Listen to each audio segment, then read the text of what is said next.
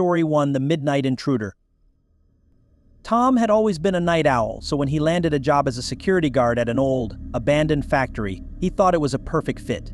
The factory had been closed for years, and his duties mainly involved patrolling the empty building and ensuring that no one trespassed on the property. The factory was a sprawling, dilapidated structure with creaking floors and rusted machinery.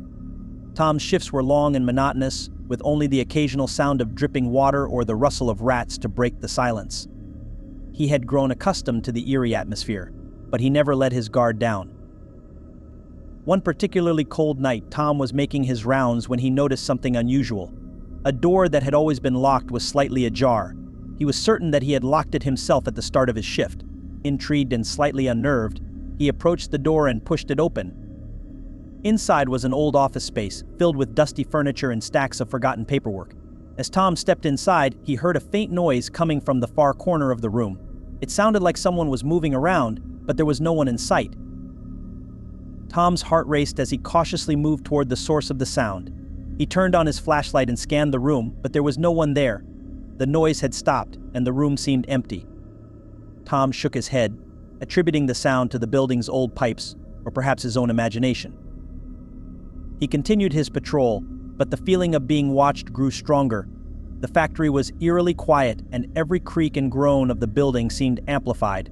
Tom's flashlight flickered, and he had to shake it to get it working again. As the night wore on, Tom's anxiety increased.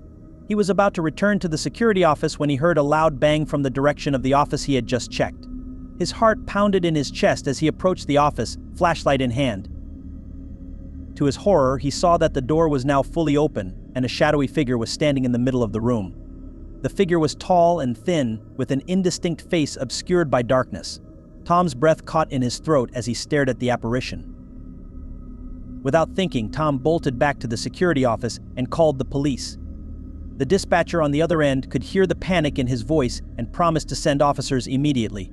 Tom tried to keep calm, but the feeling of dread was overwhelming.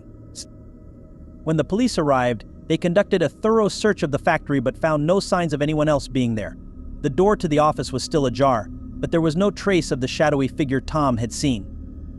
The officers reassured him that it was likely just a figment of his imagination, but Tom wasn't convinced. Over the next few nights, Tom continued to experience unsettling occurrences. He would hear footsteps echoing through the empty hallways, and objects seemed to move on their own. The once familiar factory had become a place of terror. One night, Tom's shift took a terrifying turn. As he was making his rounds, he found a message written on the wall in red paint. "You're not alone." The message was chilling, and Tom could feel his fear escalating. He reported the message to the police, but they found no evidence of an intruder. The experience left Tom shaken and unable to continue working at the factory. He resigned from his job and never returned to the building. The factory remained abandoned, and the strange occurrences were never fully explained. Tom's night shifts had turned into a nightmare that left him with a deep-seated fear of the unknown. Story 2: The Lost Lullaby. Sarah worked as a nurse in a small, rural hospital that had been operating for decades. The hospital had a reputation for being haunted, with several staff members recounting strange occurrences and ghostly sightings over the years. Sarah had always been skeptical of such stories, but that changed during her night shift. It was a particularly quiet night, and the hospital was almost empty except for a few patients and a skeleton crew of staff. Sarah was in the pediatric ward, where the soft hum of medical equipment was the only sound. The ward was dimly lit, with only the glow of the night lights providing illumination. As Sarah was checking on the patients, she heard a soft, melodic lullaby coming from one of the empty rooms. The song was soothing but had an eerie quality to it. She assumed it was coming from a malfunctioning audio device, or perhaps from another part of the hospital. The lullaby persisted, growing louder and more distinct. Sarah followed the sound to a room at the end of the hall. The door was slightly open, and she could see a faint light emanating from inside. She pushed the door open and stepped in, but the room was empty.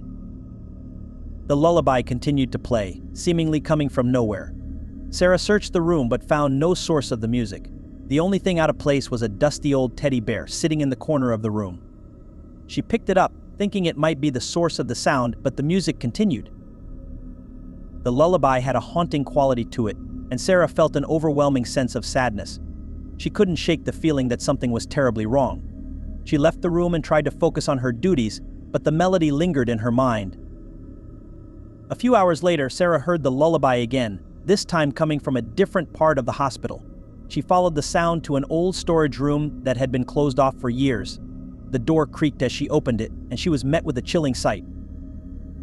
The room was filled with old hospital equipment and forgotten toys. In the center of the room was a vintage music box, its lid open, and the mechanism inside slowly turning. The lullaby played softly from the music box, filling the room with its eerie melody. Sarah felt a shiver run down her spine. She tried to shut the music box, but it was as if it had a life of its own. The lid snapped shut on its own, and the music abruptly stopped. Sarah could feel the oppressive weight of the room closing in on her.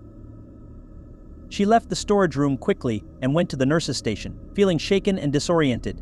She told her colleagues about the strange occurrences, but they were dismissive, attributing it to exhaustion or stress. The rest of Sarah's shift was a blur. The lullaby continued to haunt her, and she couldn't escape the feeling of being watched. The experience left her deeply unsettled, and she struggled to explain the supernatural events she had witnessed. After that night, Sarah couldn't bring herself to work the night shift again. She transferred to a day position, hoping to put the haunting experience behind her. The lullaby remained a chilling memory, a reminder of the eerie and unexplained happenings that had occurred during her night shift. Story 3: The Haunting of the Abandoned Asylum.